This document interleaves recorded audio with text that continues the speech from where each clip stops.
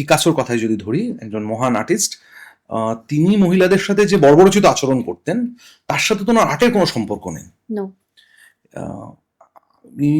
এরকম বহু বহু মোৎসার্ট তার ব্যক্তিগত জীবন, চার্লি চ্যাপলিন তার ব্যক্তিগত জীবন, আমি ভারতীয়দের কথা বলছি না, তারপর তোমার শো ব্যান করার কথা উঠবে, তাই কার ভাবাবেগে আঘাত লেগে যাবে, তাই আমি বিদেশিদের কথাই খালি বলছি। বলি কি আসে যায়, আমি যদি উত্তম কুমারের ব্যক্তিগত জীবনের কথা ধরি, তো সেখানে তার ব্যক্তিগত জীবন তার শিল্পকে কোনোভাবে ক্ষুণ্ণ করে না। আমাদের দেশের মূল সমস্যা যেটা, কিংবা দেশের মানসিকতার যেটা, দেশ মানে কিন্তু এখানে কোনো কাঁটা তার দেওয়া গণ্ডি নয়, দেশ মানে মানুষ। আমরা সবাইকে একটা দেবতা স্থানে বসিয়ে দিতে চাই, যে যাকে আমার ভালো লাগে আমি দেখতে চাই যে সে আমার দেবতা যেন হয়, সে রক্তমাংসের যেন না থাকে। মানে রবীন্দ্রনাথ ঠাকুর সারা জীবন আধুনিক হওয়ার জন্য লড়াই করেছেন, আজ রবীন্দ্রনাথকে বেঁধে দেওয়া হয় 4টে নিয়মে।